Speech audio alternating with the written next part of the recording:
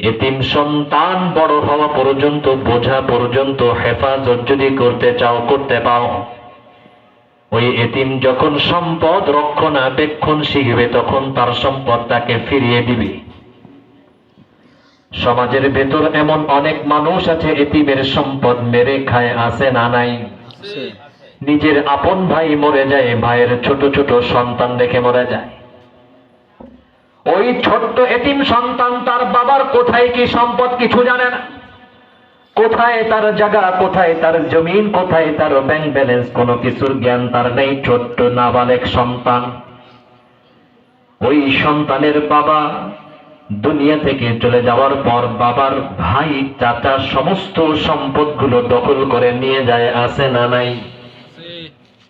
এত আস্তে কইছেন কেমন যেন এই এলাকায় একটাও নাই। আছে, আছে না? নিজের ভাতিজার সম্পদ চাচা মেরে খেয়ে দেয়। খালি মেরে খায় না, বুড়ো বয়সে হজও করে। ঠিক না? গরু চোরের কুরবানির মতো। গরু চোরের কুরবানি বুঝেন?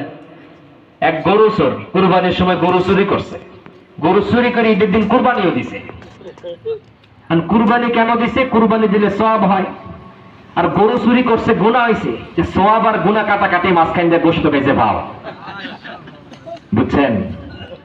তো এইরকম কিছু বাটপার কোয়ালিটির মানুষ আছে যারা হাজী সাহেব, টুপিওয়ালা, দাড়িওয়ালা, জিকিরওয়ালা, সমাজের মানুষের সামনে ভালো ভালো বেশ ধরে চলে, কিন্তু নিজের আপন ভাতিজার সম্পদ দখল করে বসে আছে, প্রতিবেশীর জায়গা দখল করে বসে আছে, অন্যের সম্পদগুলো অন্যায়ভাবে কক্ষিগত করে বসে আছে, ঘুষ সুদ খেয়ে সমাজ সম্পদের পাহাড় জমিয়েছে এবং বুড়া বয়সে ওই সম্পদ দিয়ে হজ করতে গেছে। কেন?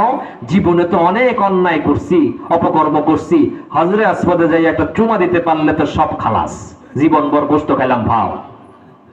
কি বলেন? এইরকম কিছু বাটপার আছে না, গরু চোরের কুরবানির মতন বাটপারি করে। মনে রাখবেন, এই বাটপারি করে পার পাওয়া যাবে?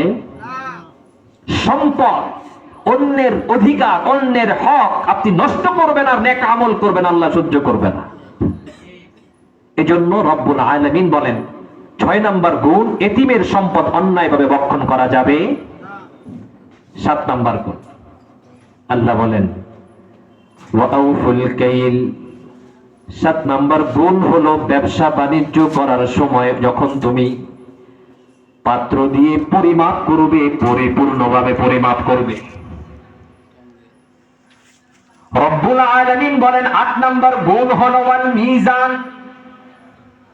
ওজন দিয়ে যখন পরিমাপ করবে তখনও তুমি যথাযথভাবে পরিমাপ করবে।